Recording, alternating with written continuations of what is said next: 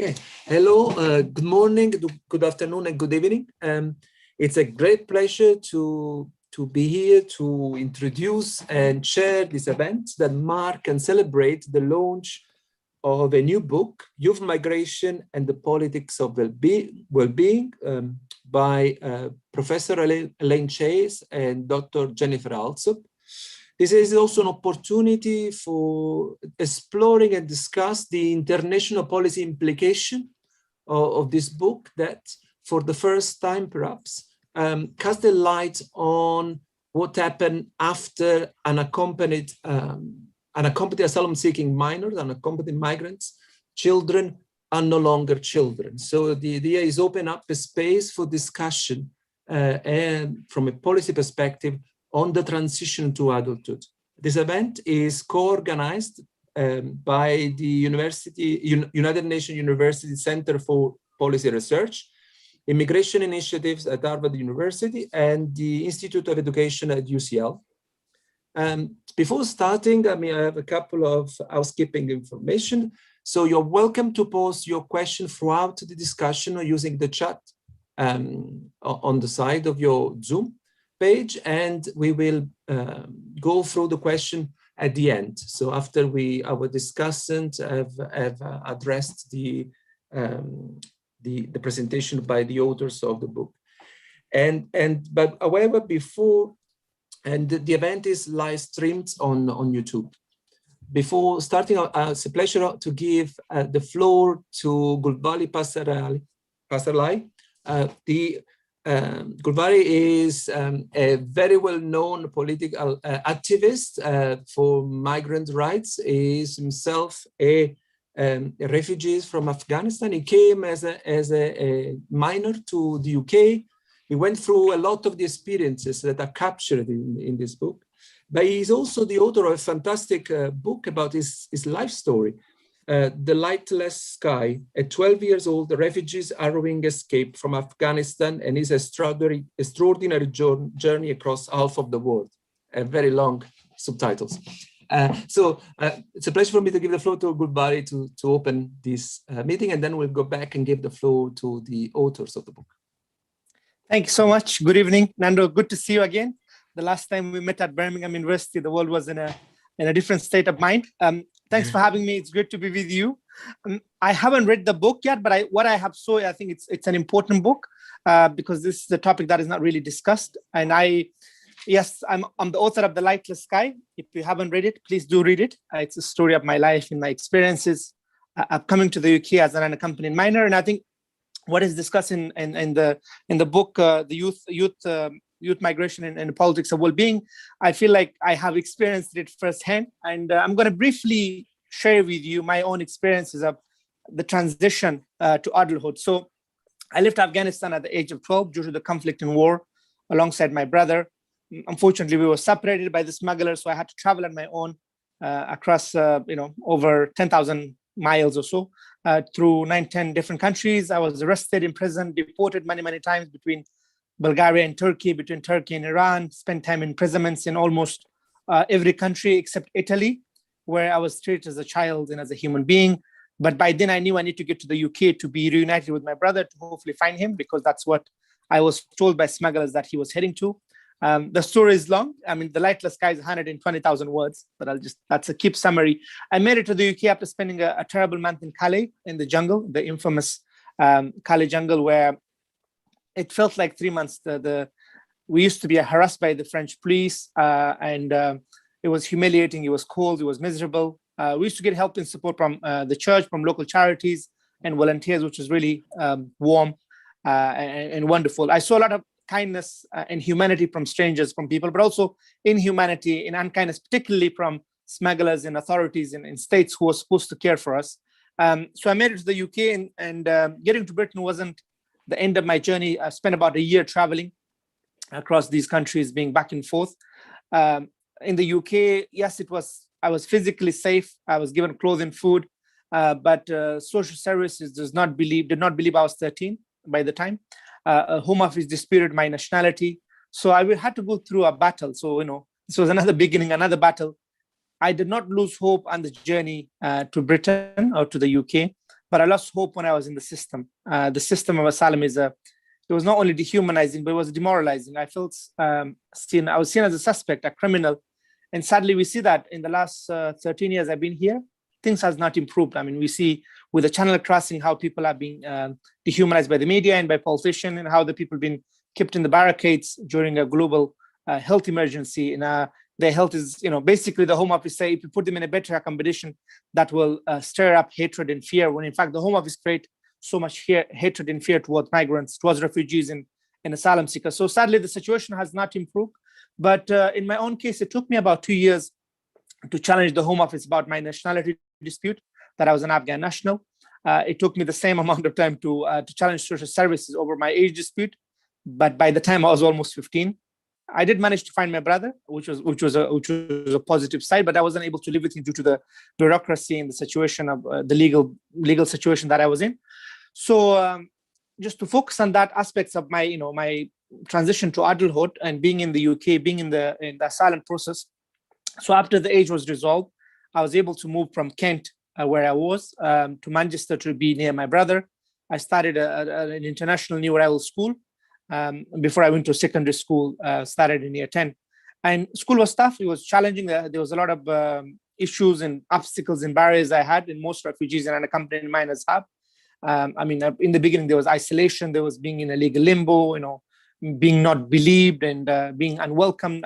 I sadly experienced some racism and discrimination whilst living in Gravesend in Kent. But when I moved to Manchester and Bolton, which was quite diverse and multicultural, so it was better in that sense. And then it took me a while before I was able to go to secondary school, and did quite well in 2 years, despite English being my fifth language. Managed to get 8, 9 GCSEs.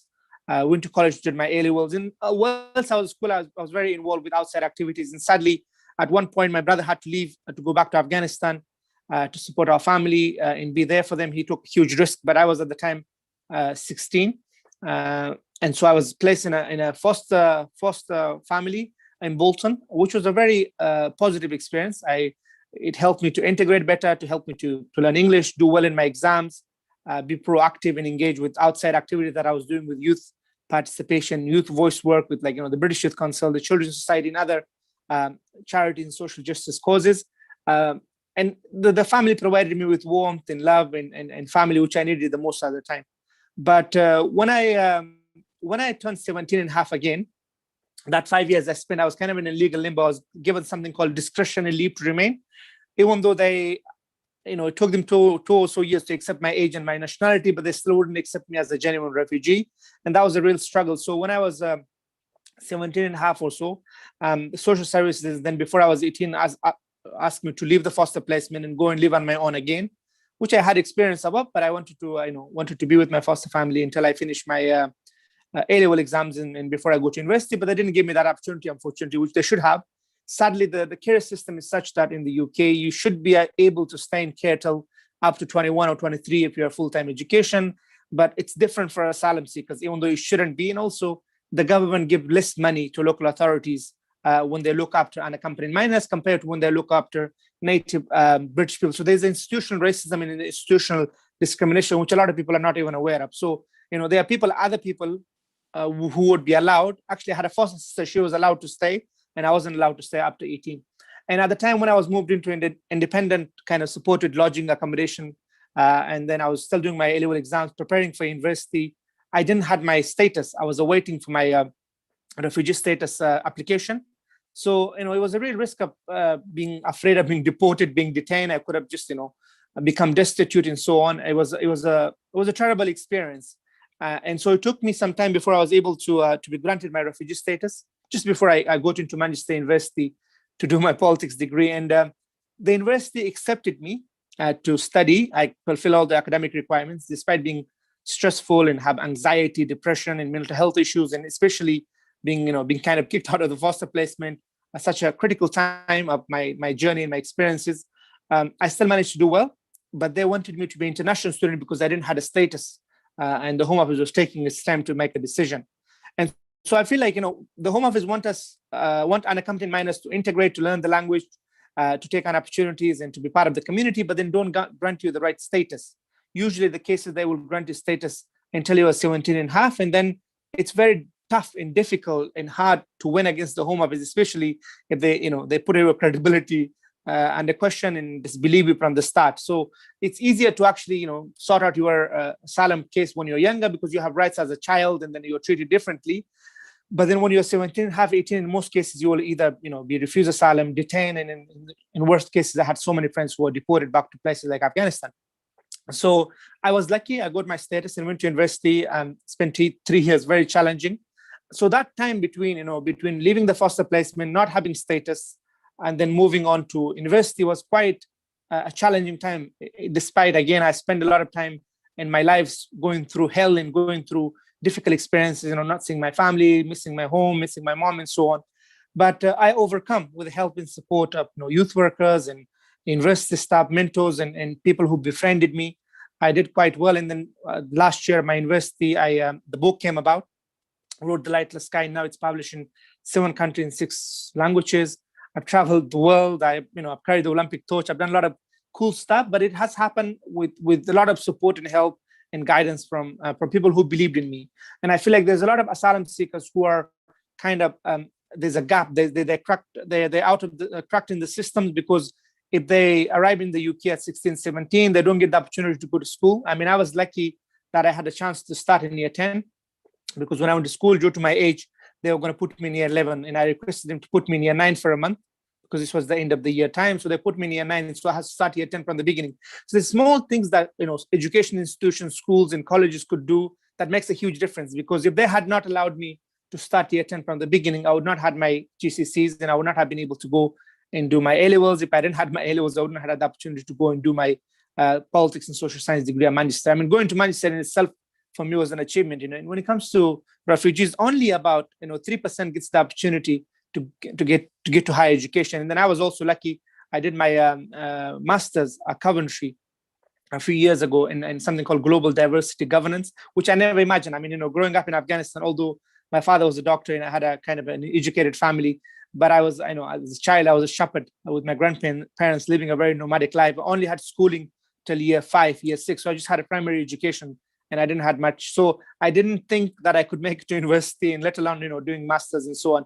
So yes, I mean, I could go on and on. I think I've spoken more than for 10 minutes, and I would rather hear from the other speakers and authors. But yes, I encourage you to please, read the Youth Migration in Politics of Wellbeing book. And if you haven't read The Lightless Sky, do read The Lightless Sky. And I think there needs to be, the Home Office, the government needs to take this seriously when it comes to unaccompanied minors. They need to give them the rights and put them at ease with their immigration status, because if you're, no matter how smart and intelligent you are, you could work extremely hard, do really well, stay focused and dedicated and determined to do your exams and A-levels and wants to go to university. But if you don't have that legal status, then you're kind of left out, and that is very a depressing place to be at. So I hope policymakers and decision makers and people listening, UNHCR and other refugee organizations could hopefully put pressure on the government and the Home Office, and as well as in other countries.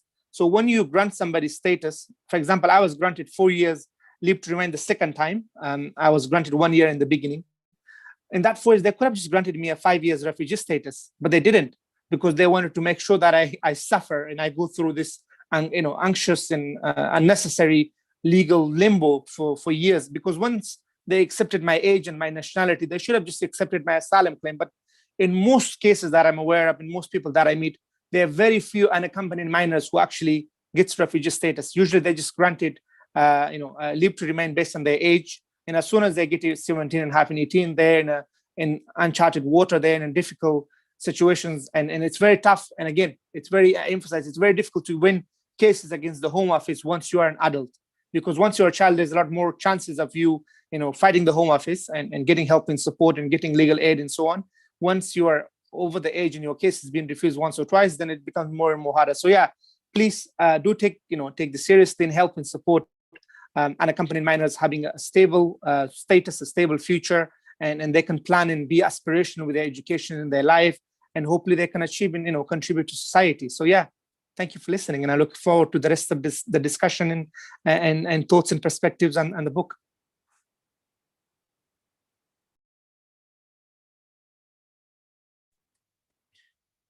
Gulwali, thank you very much for your introduction. It's really bringing us straight into the core of the issues that we're going to discuss today. The book itself is the product of many years of research in this field from the authors, and in particular a research project that we were involved together called Becoming Adults, Conception of Futures and Wellbeing Among Migrant Young People in the UK and Italy, which was funded by the UK Economic and Social Research Council for a period of 3 years. And it was very much an attempt to start an investigation into this transition to adulthood from the perspective of the young people, the young migrants and refugees that had reached Italy and UK.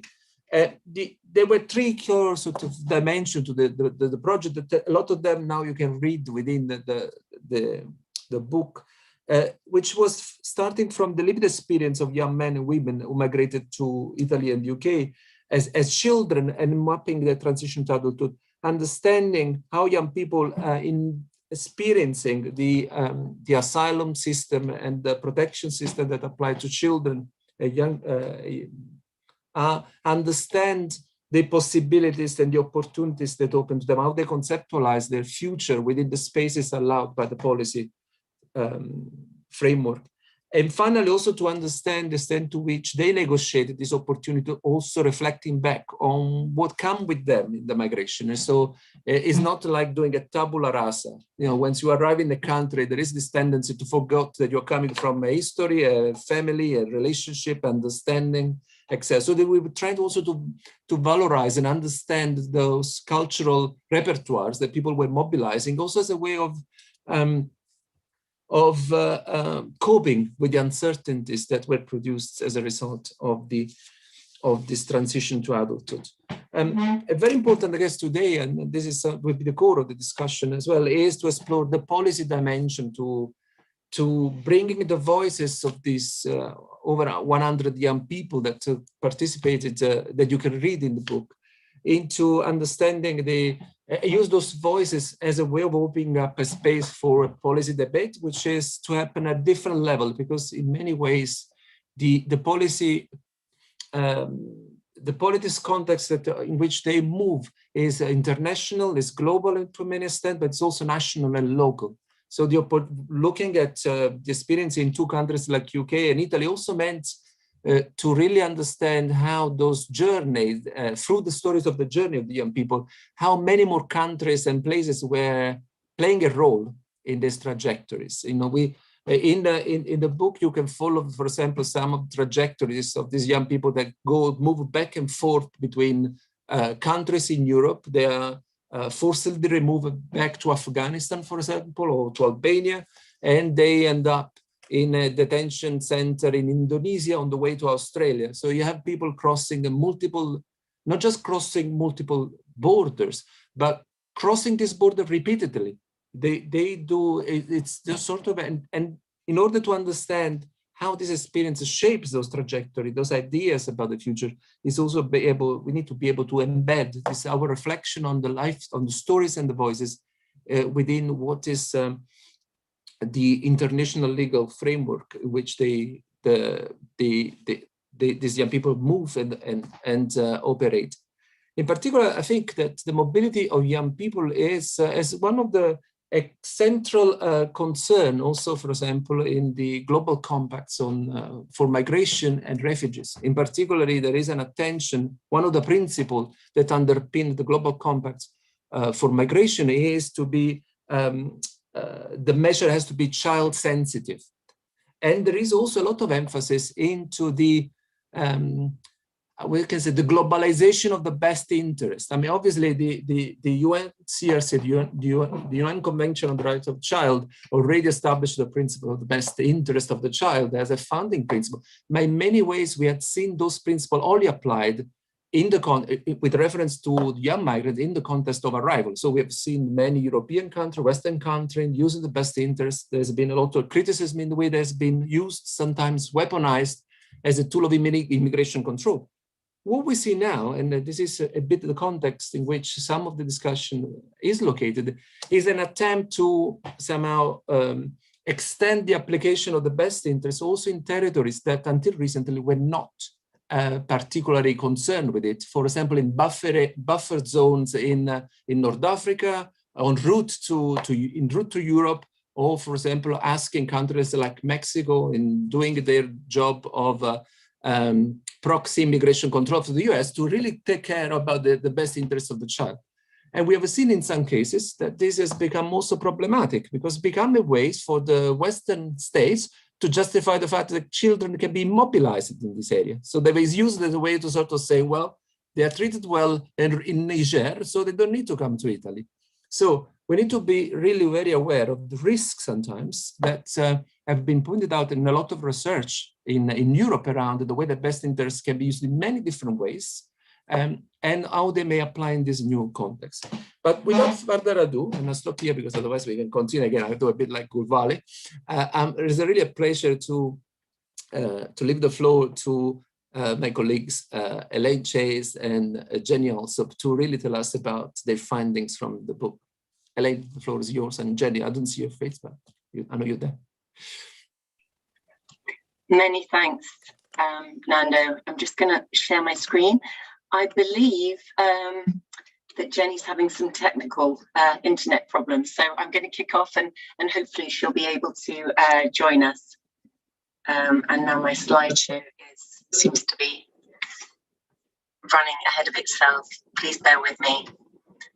Okay, so it's a huge pleasure to be here, and thank you so much for those that have helped to organise, particularly Jenny and James behind the scenes, and for our speakers today, Gulwali, Jackie, Helen, Jasmina and Siobhan, and of course Nando, thank you so much for chairing. It's so exciting to finally get the book out here, and thank you everyone for coming to kind of share this moment. Youth migration and the politics of well-being, as Nando has said, is the culmination of a lot of work by a lot of people, really, through the Becoming Adult project.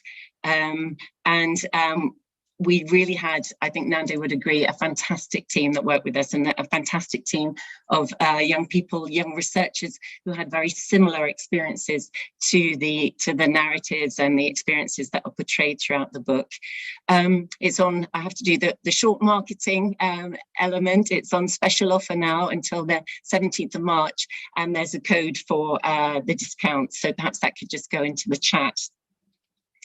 I'm going to just talk through just a few of the key findings that are highlighted in the book, and obviously just some few headlines, really. I mean, the title is deliberate. We really wanted, the whole project was looking at the well-being outcomes of children and young people that arrived unaccompanied into England, Italy, and other parts of Europe as children. And then the question was, well, what happens to them as they become adults that they institutionally defined at the age of 18?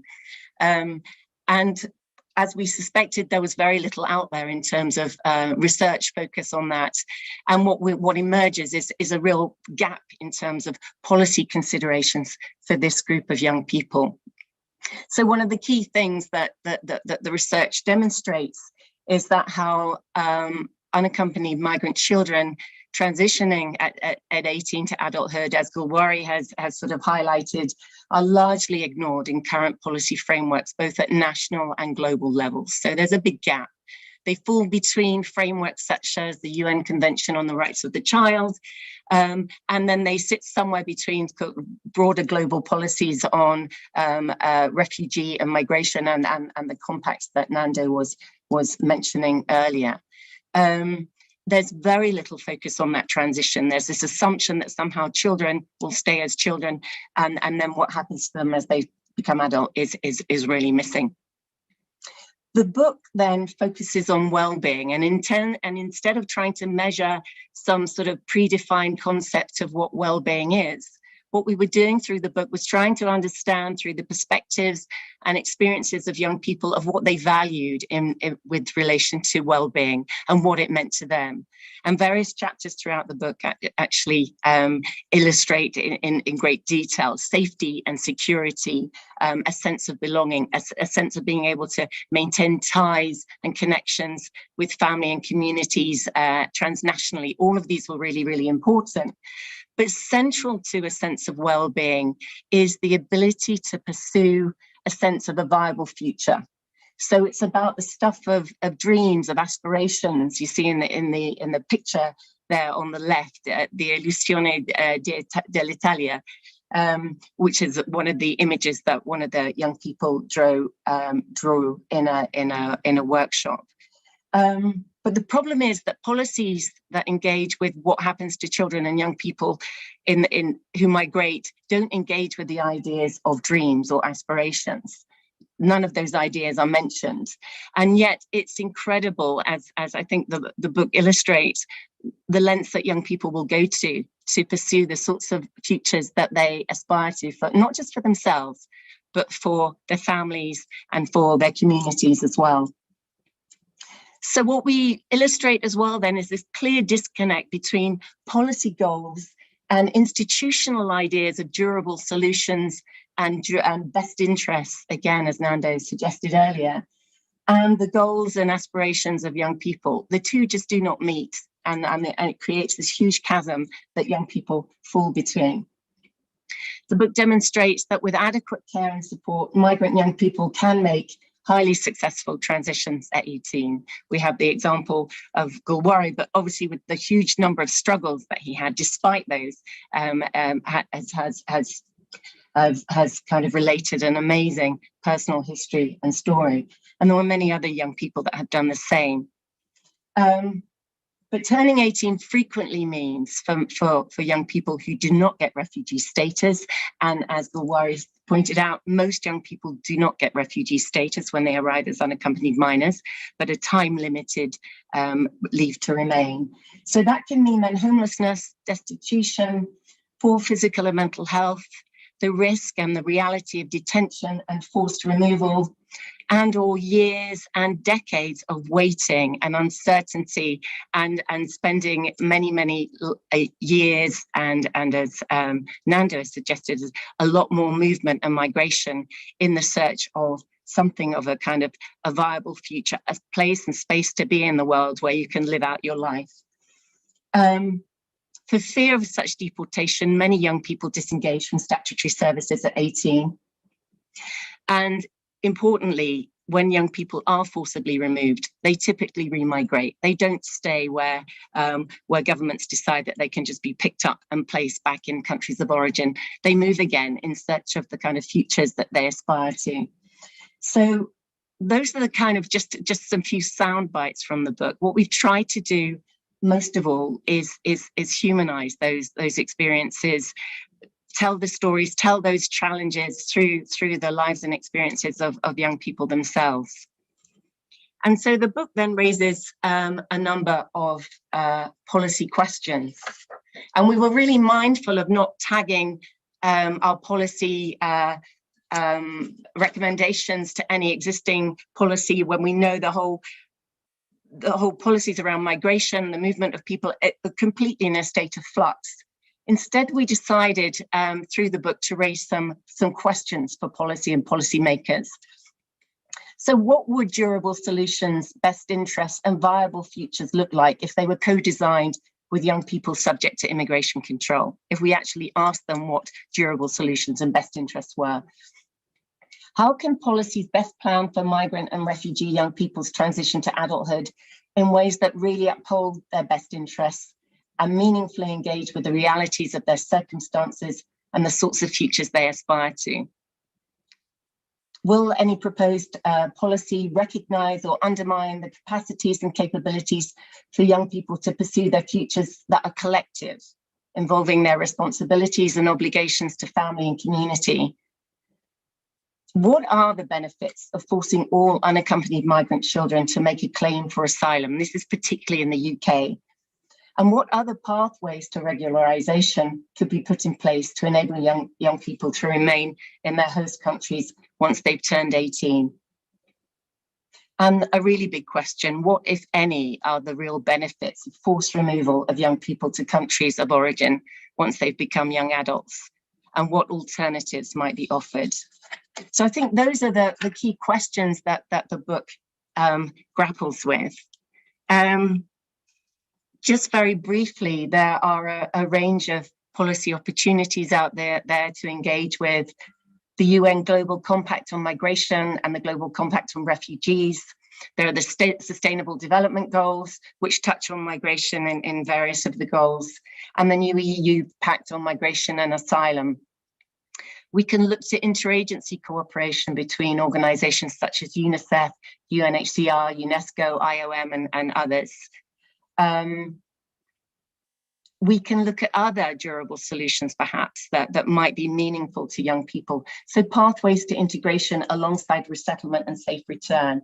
Post-18 visas, for example, have been used in Italy and France, not in any perfect sense or as a perfect solution, but certainly as an alternative that could be explored further. And then there's a whole range of soft law guidance, UN guiding principles or recommendations on supporting healthy transitions out of child protection status. We've had quite a lot of focus over recent years around EU Life projects, but again, they seem to be very determined and tied to very normative ideas of what should happen to young people who arrive as children and then become adults in another country, largely around ideas about return if they don't attain refugee status. So those are, that raises more questions, I think, than answers.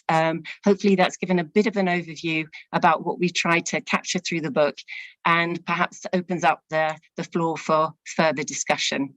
Thank you, Nando.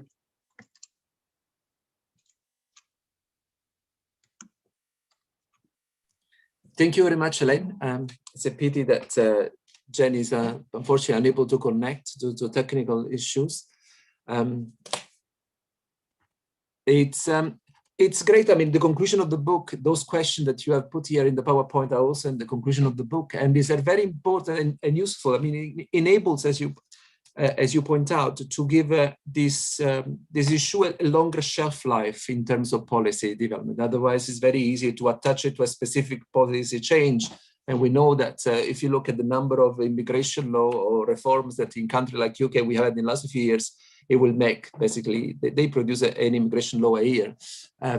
So it assures us that to keep the discussion open. And it's a great pleasure now to have 4 distinguished respondents to engage with different aspects of the book.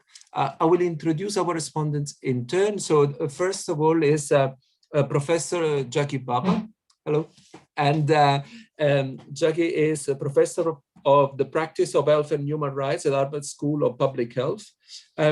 She has many years of experience also as a lawyer, as a practitioner of law and human rights, and she's been the author of some of the seminal work in the area of migrant children rights, migrant children rights. In particular, she's the editor of The Children Without a State, published in 2011, but also author of Child Migration and Human Rights in a Global Age, and the editor of Human Rights and Adolescence.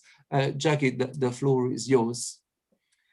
Thank you very much, Nando, and congratulations to Elaine and Jenny. This is really a wonderful book, which I actually have had the opportunity of reading and really enjoying and learning from. So I'm so glad to just say a few things. I don't really have anything very original to add to the 2 excellent contributions, 3 I should say, that we've already heard, but for what it's worth, here are a couple of comments. So I thought I'd start, in my capacity as somebody who has, I think, been in this field for a long time, it feels like, just like a little kind of historical context, which is to say that it's at least 15 years, maybe 20, since the chasm between experts and advocates working on distress migration on the one hand, and those working on child protection on the other, was first addressed.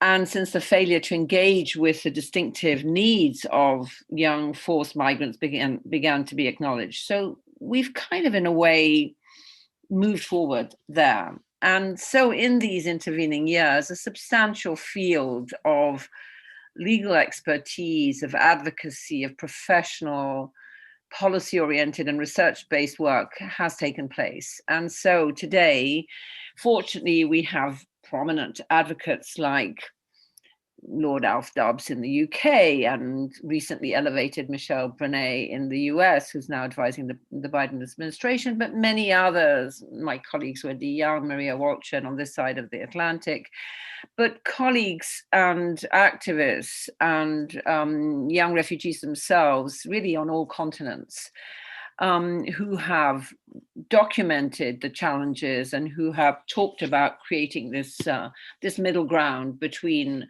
thinking about child welfare, child protection, child rights on the one hand, and migration and forced migration on the other. And it's just as well, because there are millions of children and young people who continue, of course, to experience extreme hardship and rights violation at the hands of violent migration systems, xenophobic domestic institutions, and we've had some good examples, and host communities who, in my view, very often start off as empathetic, actually, but then don't get the support and the state investment that they need to retain that critically important empathy.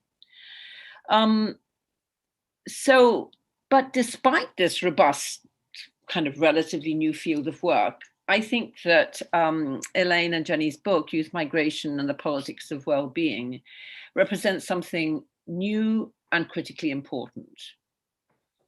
It's a detailed study that investigates carefully the complex challenges, the agonies and the courage, the satisfaction and the despair of young people who are forced from home, who are on the cusp of transitioning from childhood to adulthood.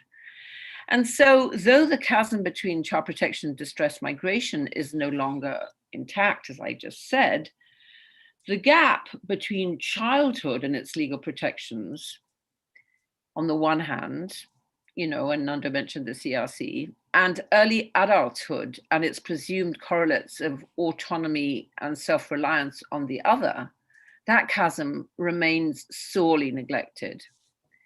And this book, for the first time, as far as I know, tracks longitudinally the intersection between growing up and coming of age away from home, on the one hand, and a harsh, inconsistent system of laws and policies, which in the main are designed, sadly, to minimize access to protection, to rights, and to a life of fulfillment and social inclusion, as we just heard from our kind of key informant, as it were. So this is not true, of course, of all systems, and the book wonderfully actually documents some excellent, what you might call good practices, but it is the norm that actually, instead of facilitating inclusion, instead of promoting rights, instead of accepting that this is a social good and a win-win, our systems tend to do the opposite. And so what the book does is to provide wonderfully rich vignettes of the lives that Elaine and Jenny have studied. Vignettes which I think really afford us a deep insight into things which many of us, even people like me who have really worked on this field for quite a long time, need to be reminded of, and people who aren't so familiar with the field will learn a lot from. So, what comes out is the energy and the ambition of young people, coupled with what others have called the politics of exhaustion that are so often inflicted on them, and the concurrent dissipation of empathy that I just mentioned in frontline societies, which are failing to adequately address, all these systems contribute to failing to adequately address the strengths, the needs and the aspiration of young people who are newly arrived in the midst of these, increasingly diverse and multifaceted societies. And so, just to conclude, the book, I think, makes a compelling case for overhauling many current procedures. And as Elaine said, it's a very strategic advocacy that's advanced without tying us to a particular historical moment. Very wise, I think, because of course this is a fast changing field. So it's very easy to dismiss a book after a year or two when the policy and legal landscape has changed. But I think the book is actually deeper because it sets out a real set of challenges across many domains: legal, social, economic, cultural, conceptual, affective, psychological, etc. One could go on. And I think what it ultimately does is to really make a powerful case for a more coherent, rights-respecting set of practices, which could contribute to really defeating the current approach and replacing it with something which would be win-win. So thank you, Elaine and Jenny, for really a terrific, both scholarly and passionate piece of work, which I think we'll all learn from. Thank you very much, Jackie. Our next respondent is Professor Ellen Stalford of the University of Liverpool. Ellen has worked for many years in the area of children's rights and has had a number of policy advisory role, working with the EU Fundamental Rights Agency, the Council of Europe. More recently, she was appointed as a special advisor to the House of Lords EU Home Affairs Subcommittee, investigating the impact, the condition and the plight of unaccompanied children in the context of the refugee crisis. And currently she is doing work also with Elaine on the impact of COVID on young unaccompanied asylum seekers in the UK, I think. Helen, the floor is yours. Thanks so much, Nando. I hope you can all hear me properly. So it's very hard to follow all of those speeches. But I'd just like to start by congratulating Elaine and Jenny and all of the team, including all of the participants in the research on just this wonderful book. I think it's, I have had the opportunity to read it. In fact, I've been glued to it since Elaine sent it to me a couple of weeks ago. And I've learned a huge amount. And I think just in terms of our current projects that both Elaine and I are continuing to be involved in, it is a wonderful platform for some of that work, and also really quite intimidating in terms of what we've got to live up to. We've got these additional variables now in the UK, at least, of Brexit and our removal from many of the protective mechanisms that were put in place at EU level. And also COVID-19 and the additional resource contractions that will inevitably follow, and also the justifications for those resource and welfare contractions, which have enormous public sympathy as well. So the future is not looking very rosy for our unaccompanied young people. Now, as a lawyer with a particular interest in children's rights-based approaches, and I guess there were a couple of things that really struck me about this book that I thought I should comment on. The first is the commitment to voice and the participatory ethic that this book is dripping with. And I mean that insofar as it extends well beyond the empirical methods. I think what really struck me is the sensitivity with which the project team and Elaine and Jenny handle these stories. And I love the way that you very quickly departed from talking about these stories as data, and you referred to them as life stories. And we get a sense, I think I certainly got a sense with reading this, that you had developed, well, we were observing not just empirical observation, but important relationships being developed. I got a sense that you were developing a relationship with your participants and with your co-researchers. And it's that kind of approach that is really inspiring the projects that we're currently involved in. You can really see where that's come from, that huge influence of this team. I think the second thing that really has struck me about the book is this really powerful juxtaposition of the theoretical, the legal and policy, and then the empirical reality. I absolutely love the way that you introduce this new opportunity to revisit well-being, constructions of well-being, and use capabilities theory for that. I don't think we have fully explored the potential for capabilities theory in a children's rights context at all. And I love this idea of capabilities as adding value to the rights framework. Primarily, and I'll just quote from the book here, to shed new light on the freedoms that migrant young people perceive they have in order to live the lives they most value, and what opportunities there might be to enhance and enable human agency. And obviously that really resonates with our rights framework, but it extends beyond the limitations of our children's rights framework, which is so bounded by this arbitrary threshold of age that is so problematic and has such a hold over the legal articulation of these rights in any national context as well as international context. I think just linked to that with this kind of commitment to well-being and capabilities, you've really created a space here for the positive and empowered narratives and these vivid recollections of their childhoods back home, in a system that so clearly thrives on vulnerability and isolation and evidence of persecution and negativity. I was really struck by the accounts of Lika and Aaron recalling their very positive memories and how important it was that this project created that such a unique space for them to be able to articulate the breadth of their memories and experiences so vividly. The third thing I think for me was, as a lawyer, I went very quickly to chapter 6, which was your evaluation of law on the ground, and that enormous chasm, as Jackie says, between law on paper, law in practice.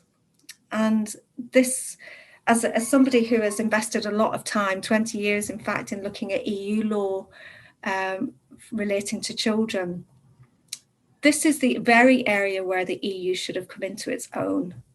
We have an abundance, a very dense legal and policy framework at EU level to add an additional layer of protection for this particular category of young people. But I think what we see here is evidence of a profound failure to really give effect to those commitments. And you provide these very compelling and very stark illustrations of the multiple layers of jurisdictional and procedural and professional and individual vagaries, as you call them, that have to be permeated before they can be enjoyed at all.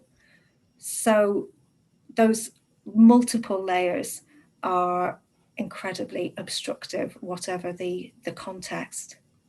So that really reinforces those questions we have around the currency of the law, around the currency of EU intervention in this area.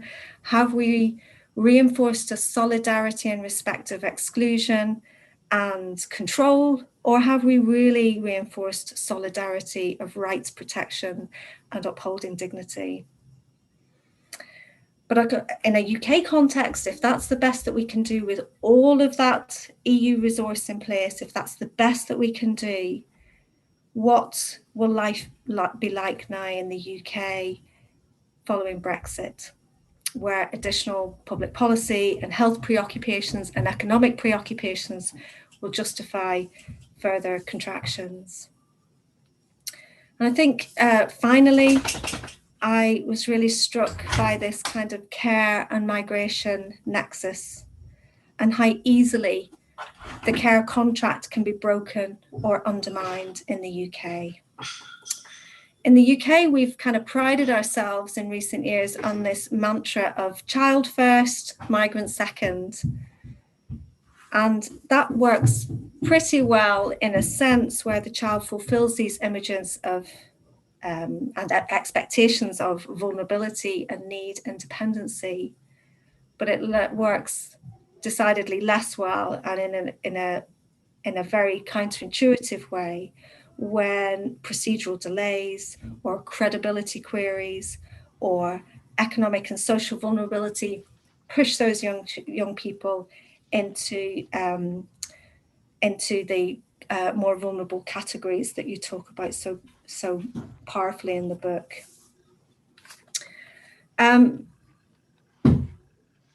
I think all of this really exposes not just the limitations of our legal frameworks, but the limitations of our children's rights responses, particularly for those, as others have said, are transitioning into these other categories.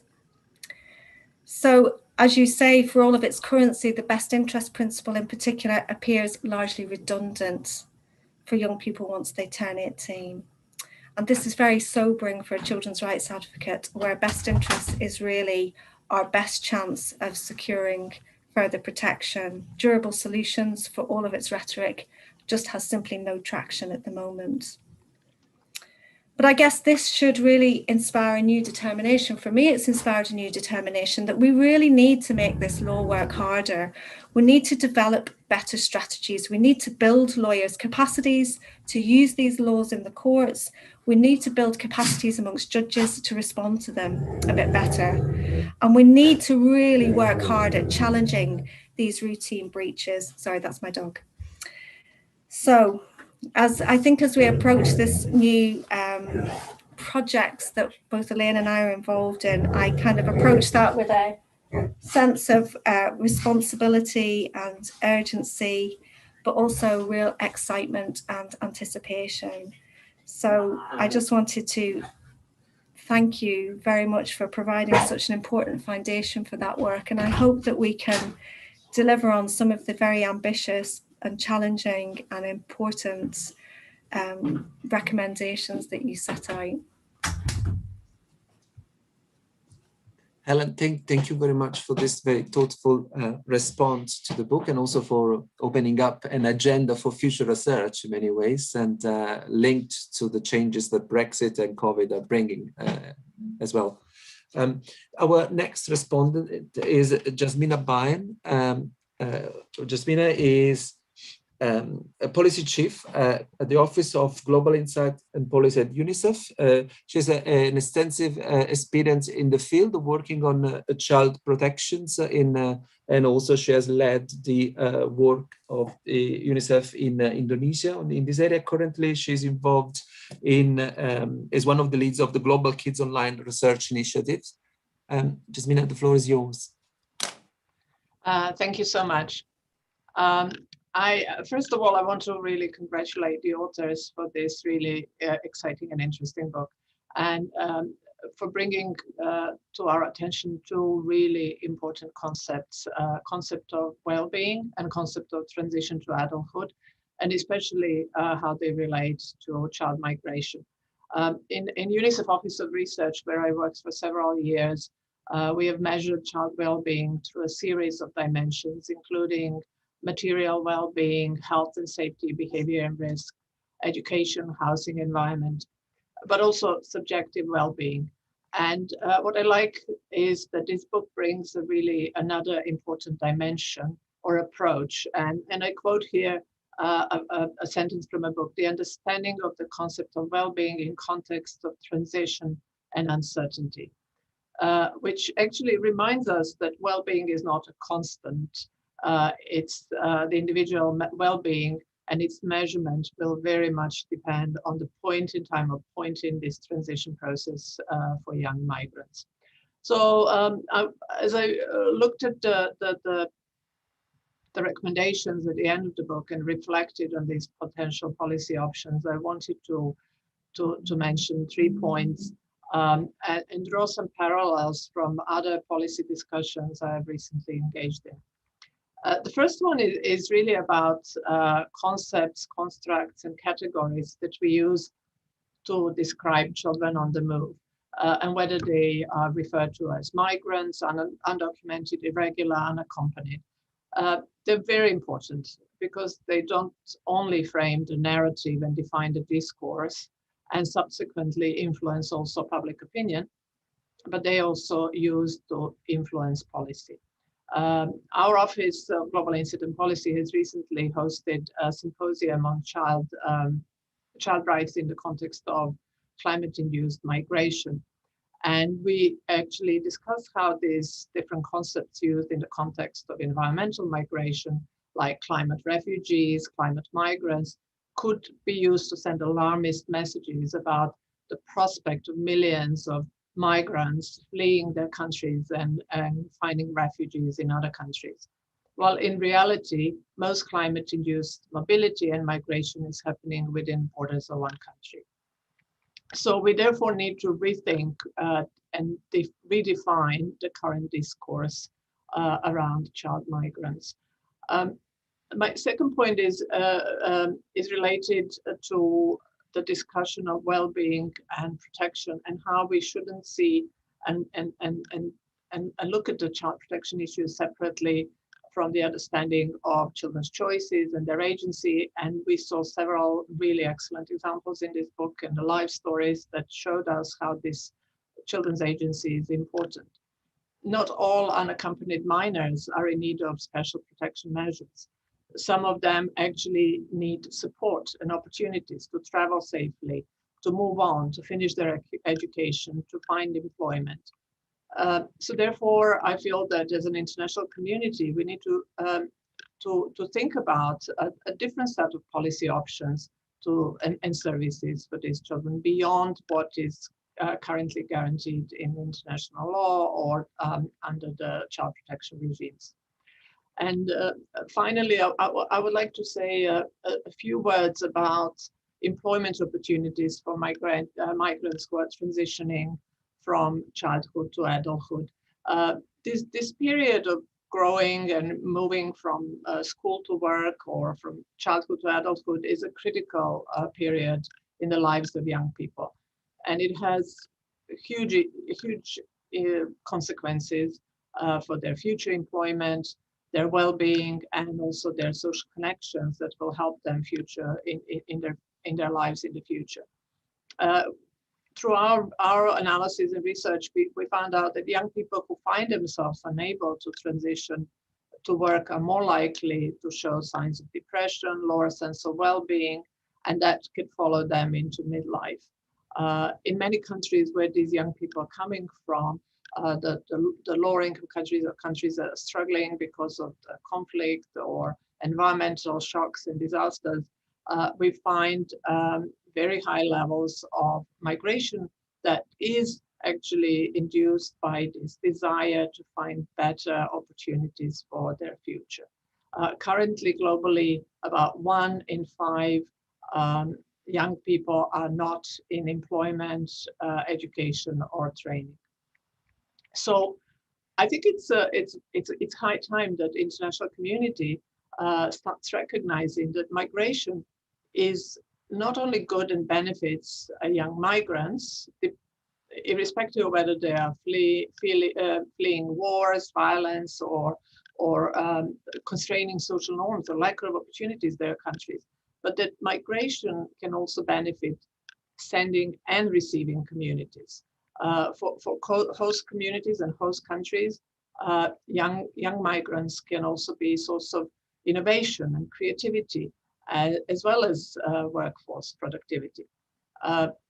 We have heard through the stories today that the young migrants are resilient, adaptable, resourceful, and have strong entrepreneurial skills. These are all the skills that policymakers need to recognize, nurture, and support, so that those migrants who move into new communities, in host communities, have opportunities to grow, thrive, and develop into productive adults. And we've heard also that these are really challenging times for many governments because of the COVID pandemic, economic crisis that has actually made it very difficult for young people to find employment, irrespective of where they come from. However, policy options need to be complemented with different types of programmatic action, including support from civil society, businesses, and approaches that include coaching, mentoring. We heard from Gulwali how mentoring was very important in his life, creation of jobs, but also access to financing opportunities and financial training as well.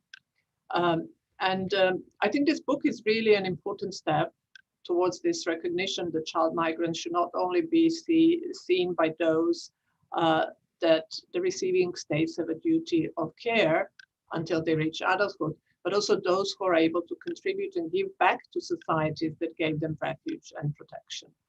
Again, I would like to congratulate the authors for advancing this really important debate and providing some rich evidence that policymakers can use to build on and develop some policy choices. Thank you so much. Jasmina, thank you very much for this comments. It will certainly help, really open up also more sort of a global policy dimension to the discussion in ways. Our final respondent is Dr. Siobhan O'Neill. Siobhan is project director of the Managing Exits from Armed Conflict project at the Center for Policy Research, and she previously led a project called Children and Extreme Violence, and even another one called Disarmament, Demobilization and Reintegration. Siobhan, the floor is yours. Thank you so much, and thank you for having me. I'm sure you're wondering, with that bio, what I can bring to this conversation. First is my thanks to Jenny and Elaine for this really excellent piece and for inviting me to be part of what a great panel. I obviously come at some of these issues from a slightly different perspective, but I thought it might be helpful to offer a couple of responses to show similarities in other fields. And so I think what Elaine and Jenny have done here is they've highlighted something in the migration space, but many of these dynamics exist in other spaces. And we need that kind of cross-learning, I think, more broadly to be more effective at crafting useful and humane policies, not only towards child migrants, youth migrants, but also in other spaces. So I also want to challenge the otherness of some of these situations. I think the point that was made on bureaucratic labeling was so excellent. The point about the bureaucratic carve-up, which happens in part from labeling, but in part from how we define problems. And so we see forced migration as one problem. And I have often dealt with children with conflict space where they're made vulnerable to all kinds of adverse things, but the focus is involvement with conflict. And so these were seen as different things. But the truth is, research shows in conflict and non-conflict settings that when young people, when people in general are made vulnerable, they're made vulnerable for a whole host of adverse outcomes. And so we divide these things up, but that some of that holistic response that came through in the book about, every person who comes into contact with a child in these situations has the potential to be part of the solution, to be part of the support system. In the same way that holistic approach to response, I think also the holistic approach to a diagnosis of an issue, right? So seeing these things as related, which they absolutely are. But this bureaucratic labeling and this bureaucratic carve-up are so important to many of the stories of how we craft our response. And I think the labeling piece comes through in conflict as well, whether it's child soldiers. Increasing the language has changed around that. So how we label things being so important, and I really appreciated that point in the book. Another thing that comes through with the work that we've done, and it was so important in this book, is the role of humanizing stories, and several other members of the panel have touched on it. And I wanted to bring through one sort of aspect of this. In this space, as in others, you tend to have sort of a dichotomy, right? So we either have sort of really negative stories, and then we have these exceptional stories of, I'm in Canada, so we have a refugee who became a cabinet minister, or in the US, a congresswoman. You have these stories, and so you only get kind of the alpha and the omega. And I think the everyday stories, the just humanizing stories are so important to add to this debate and to contribute to policy discussions around it. And I think, as mentioned by others, that the giving voice, this is something that we've been trying to do. So not only elevating voices, but having those voices have a practical way into policy discussions and really engaging people in the programming and in the policies that are meant to address them specifically. And so how do we do that? It's really, really challenging work. And I really appreciated the efforts to kind of drive this forward here. Another thing that I think is so helpful here, and it reminds me of what happens, I think, in some of the counterterrorism or other sort of conflict-related discussions that are happening. And that's really about understanding the totality of a challenge. And so the anecdote in the beginning of the book, where you're at a conference and someone brings up dreams, what are the hopes and aspirations of these young people and how they've been dismissed. Dreams were sort of seen as fluffy and not really part of this diagnosing the problem. But to diagnose them, to avoid them and to dismiss them really makes it impossible to get a full understanding of what drives youth and child migration. And so in doing so, it makes it impossible for us to craft really tailored responses and solutions, and creates that chasm, Elaine, that you highlighted. So I think this is so important in other spaces as well. I'm just thinking in counterterrorism, you think really negative, you think about the sort of negative reasons a group is operating or pushes into a group, and never, in discussions is rarely a commonplace to talk about the draw, the positive draw. And for young people in conflict situations, in the most dire situations, being part of something that's universal, right? Not just basic needs, but being part of something, seeing a future for yourself. And that manifests itself in all kinds of ways, whether it's in forced migration or in some other outcomes that we would all say these are suboptimal. But in those situations of conflict and in really sort of dire need, those may actually show resilience. And that's not part of our conversation often in these policy discussions. So I really appreciated that part of the book. Another area which I'm so glad is getting more focus is really about the people who come as children. And so they have some protections or they have added programming and then they age out of those. And this is a very particular group of people who not only suddenly are devoid of support, and this is in conflict as well, depending on the types of programs that we might have, like a child DDR program versus, an adult program. So not only legal protections are changing, but also the programming sort of landscape options for them changing. But I also think another key element here is to think about the social expectations. These are adults. So even if they have lost formative years of education and support from a family structure and other things and been through really hardship, they look like adults. I mean, I'm thinking of the opening story, like you looked older than 13 and no one believed your age. So the expectations around this particular group of people who have aged out is really, really important. And I appreciate you highlighting it. I'll make one last point. My last point is really about well-being and advancing this discussion on well-being. So just to draw a parallel with another area in sort of humanitarian responses, particularly in conflict situations, obviously there's a real urgency and it's very difficult to provide support. And the focus really is on basics. It has been on basics. And in recent years, there's been more focus on psychosocial support and other aspects of well-being. But what's interesting is often those discussions are really about what happened to you, the trauma of conflict, or maybe thinking about this space, sort of the trauma of the journey or the trauma associated with what life was like in your home country. But I think the discussion around limbo is so helpful because it brings me back to the importance of daily stressors and daily stressors that sometimes might not seem as dramatic as fleeing a war-torn country or desperately trying to find basic coverage of food and shelter for yourself, but daily stressors that for young people particularly can erode their ability to function. And to live in limbo for that long is a huge daily stressor. So I think highlighting it and broadening our conversation about well-being is hugely helpful. So I really appreciated that. I'll stop there, and I look forward to the conversation. Thanks for letting me be part of it. Shimon, thank you very much for raising these issues. I think it's really important to this idea of exploring a related policy conversation, and also to understand the importance of countering, policy regionaling, and the power of labeling is one of them. In a sense, that was very much useful to explore this sort of cross-fertilization and things that, and bringing back also the attention on the issue of well-being. So just a reminder, you are welcome to post your question in the chat, and we can open the question and answer session. And I have an invited comment first, and then I think it would be great to have our authors to respond to the solicitation from our respondents, in a sense, and to the question. So the first question is from Professor Roberto Gonzalez of the University of Harvard and director of the Immigration Initiative. Roberto, are you there?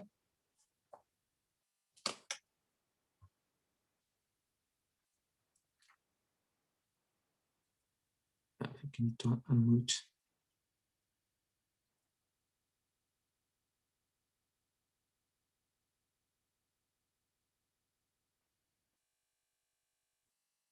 I don't have the unmuting power. Okay, so while we sort out the technical aspect, we can start with the question that's have come from the chat. So the first question is from Irina Chakrai, and she asked if you can tell us a bit more about one of the questions that you raised in the conclusion of the book around the data challenges, in particular around issues around the data collection and monitoring, and if there are similar issues in the different countries where you have carried out your work.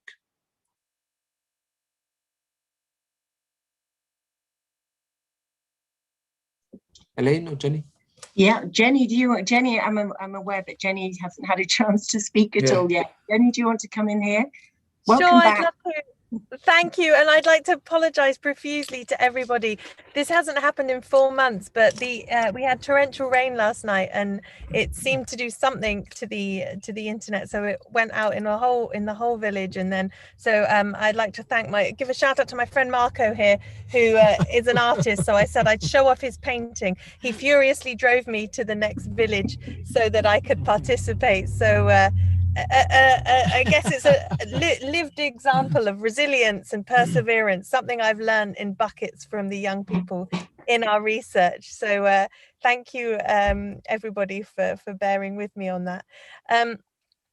Great question about the data issues. I mean, so often I feel like in these policy spheres, one of the policy recommendations in pretty much everything you will read is we need to get better data on this, and obviously that's usually the case.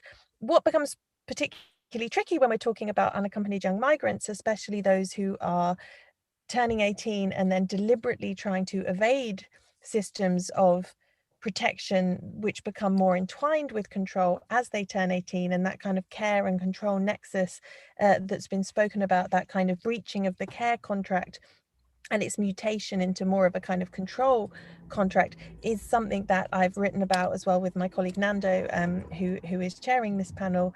At that point, a lot of these young people don't want to be counted. And I think, this is a fundamental problem where when you're doing research on undocumented young people or unaccompanied young people, where you're saying, well, we want to collect information on you so that we can support you and make the case for the need for these policy interventions and more resources. But equally, we have to respect your right if you don't want to be counted or you don't want to participate in these kind of data gathering exercises, then especially once they turn 18 to some extent, we have to respect that. So I think the EU in particular has done a really great job at trying to harmonize data collection around this population. Although again, a lot of that data collection has focused on them as children, and we have very scant information on what happens after they turn 18, very scant monitoring. However, different countries still, and different local authorities within those countries still collect data on them in a very different way. So Nando and I actually wrote a piece called Mind the Gap, Why Are Unaccompanied Minors Disappearing in Their Thousands a few years back, which remains relevant, which talked about the fact that this number was floating around of 10,000 unaccompanied minors who were disappearing from care. And it was being used in policy spheres in a really noble way to try and advocate for the need for more resources. You know, these young people are being taken into the hands of criminal gangs. We need to do more to resettle them across European countries and provide them with a durable solution. But at the same time, when you actually look into what that 10,000 means, that could be a young person who's disappeared off the radar into a trafficking network, or it could be a young person who is required to work in the evenings to save money for their sister's operation or dowry back in Afghanistan or somewhere, and that means they've missed their curfew, which is, you know, often like 8 o'clock or something.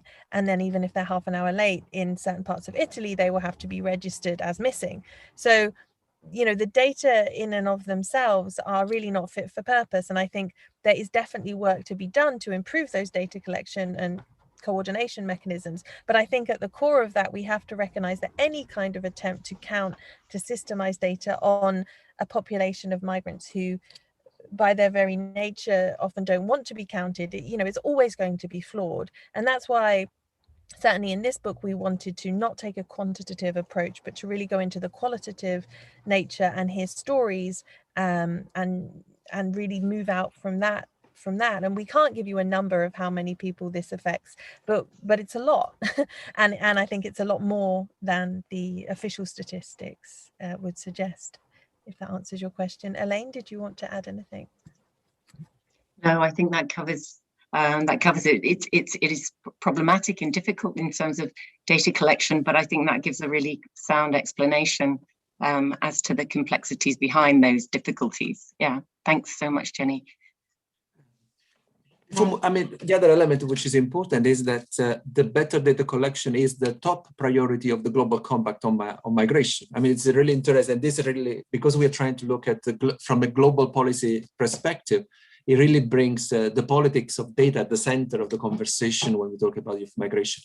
The second question I have is from Margarita. She asked for example of good or best practice related to what you find from your research, field research in Italy and the UK.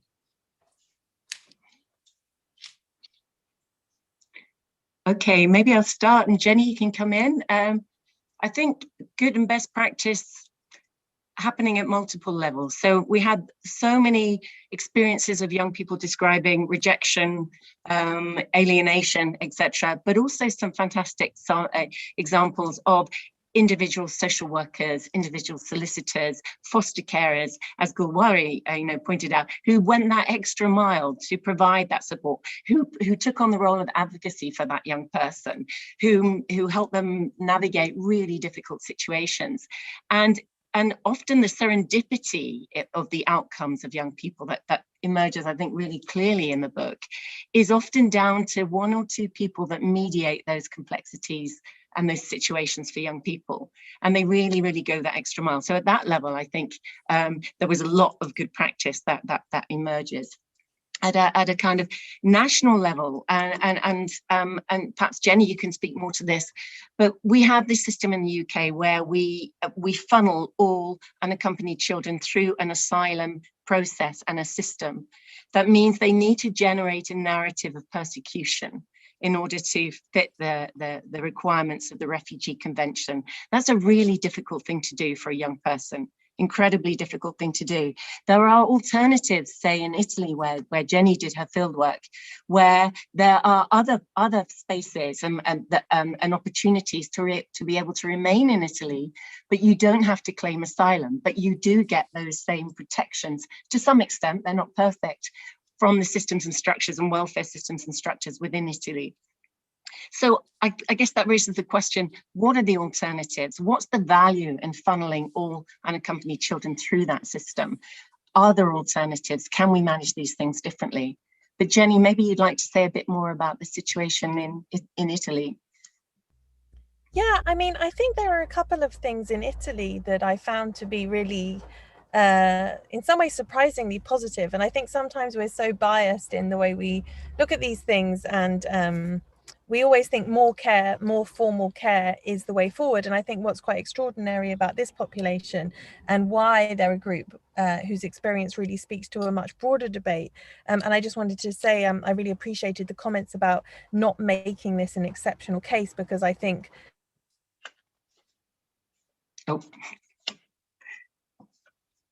I think a lot of their experience, will speak to issues with a lot of other populations.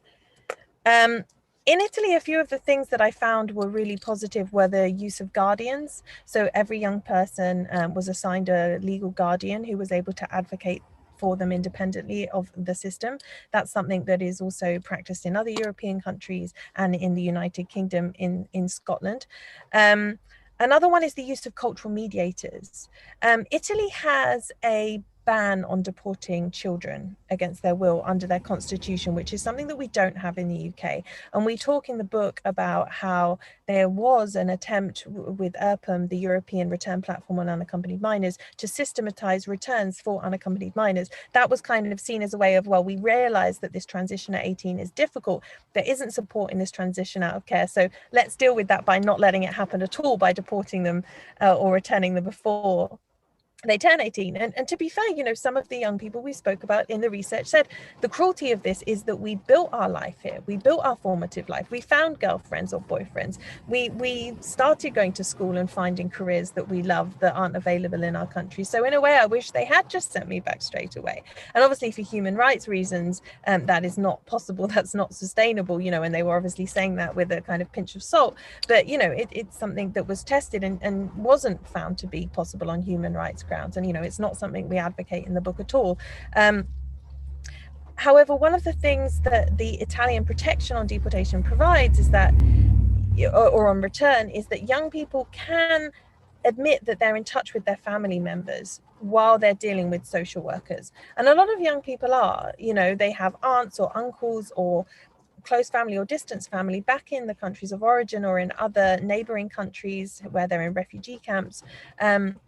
And they have a lot of pressures from those family members to work, to send money for healthcare, to keep the family going. And Georgia Cole from the Refugee Studies Center has written some really interesting work on how in the Eritrean context, the migration of one family member, often a young man, has really contributed to the survival of a whole refugee family in Sudan or where have you, So the pressure on a lot of these young people, especially young men, is really immense.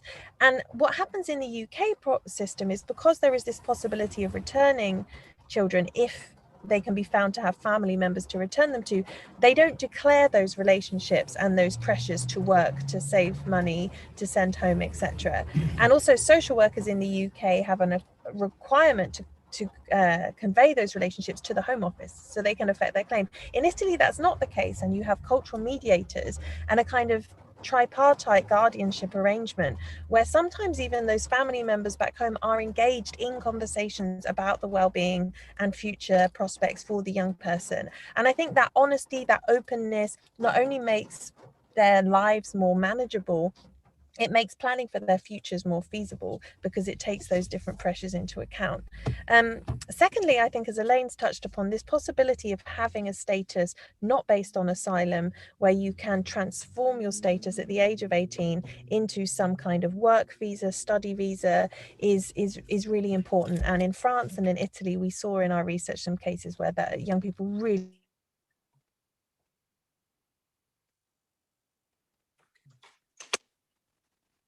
We seem to have an issue with the connection. As I'm conscious of the time, shall we move to the next question, then go back to Jenny if she can come back? Sounds good. Yeah, I think I have a final question, but also like to give you, to Elaine and Jen, the opportunity to respond to any point from the respondents that you want to raise. So we have a question from Ludmila about the gender dimension in the project. And so you can answer the question around gender. Jenny, welcome back. And then, we got the time for a final response from you and Elaine from the respondents. And I'm aware that you missed half of the respondents, so you can just comment on the final one. So maybe, yeah, Elaine, Jenny, the floor is yours for a final response. Final response. I guess on the, just very quickly on the point of gender, the large majority of young people from the groups that we engaged with from Afghanistan, Albania, and Eritrea were young men in the study. But we're aware that there's a huge area for further exploration. We obviously touch on the experiences of girls and young women, but they're proportionally much smaller in the UK. So I won't go into huge detail.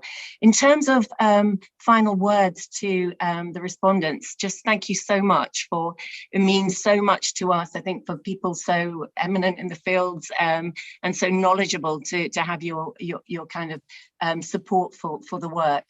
I think, Jackie, thanks so much for those, that again, reiterating those huge gaps in policy and showing out how our work perhaps speaks to the child migration struggles that we've worked with for a number of years.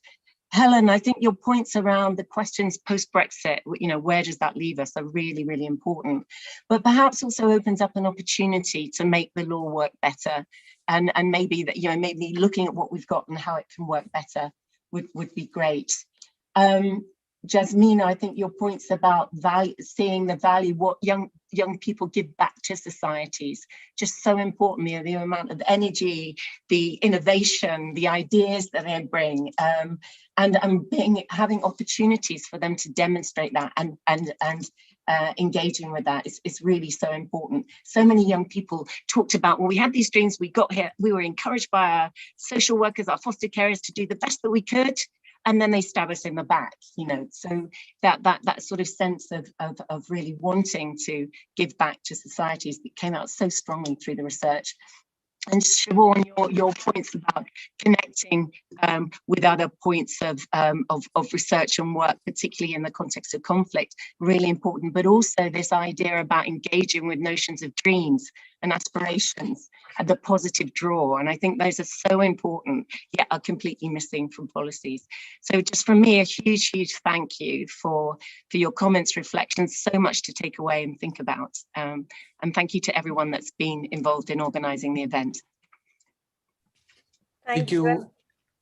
Oh, I would just like to add, on gender, I think absolutely we need to focus very much on that. In our book, we focus on men. We also have some stories from young women who have their own challenges. One of the things that I found quite disturbing in working in advocating around these kind of findings is that often gender is seen as a shorthand for the rights of women. And we know that young men experience horrendous things on their journeys, and also while they're trying to pursue strategies to survive. In Italy, we came across multiple cases where young men were involved in sex work to survive.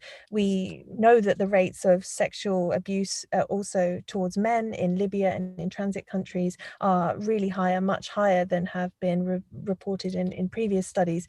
And there are some really disturbing policy. There's some policy work to be done here. I mean, I'll give you an example. 8 countries in the European Union still practice genital examinations as part of their age assessment process. When I asked somebody very senior at a conference about whether there was a gender aspect to that policy, they said, well, of course, we would never think about asking a young migrant girl to take her knickers off, ha ha ha. But somehow for 8 countries, doing that to a young man who may or may not have been the personal survivor of, or somebody who's witnessed sexual violence, was somehow seen as okay. And in the book, you'll find some testimony of the horrific and often racialized experiences that young men went through in that really degrading process. So another policy recommendation is that needs to absolutely stop immediately. Secondly, just to follow up on the point I was making before I got cut off again, it's rain in California. I mean, it's such a blessing, but also a curse for us today. The temporary statuses are great in that they give young people a chance to continue their education or their work, but we need a fundamental, durable solution. We need permanent statuses. And, my colleague Roberta Gonzalez has done some really fabulous work on showing the need for those more durable statuses, also in the US context. I think that there was something else, but I think I'll wrap up there. That's all from me. Thank you very much. I mean, thanks a lot to our respondents and to our attendees to the Center for Policy Research, Immigration Initiative, Harvard, and Institute of Education for organizing the events. And first of all, obviously, most important, congratulations to the authors of this fantastic book that I strongly recommend for everyone. And thank you for also the people that help us behind the scene to make this workshop running smoothly, relatively. I mean, we can do anything against the rain in California, of course. Good evening to everyone. Thank you again. Thanks so much, Nando. Thank you.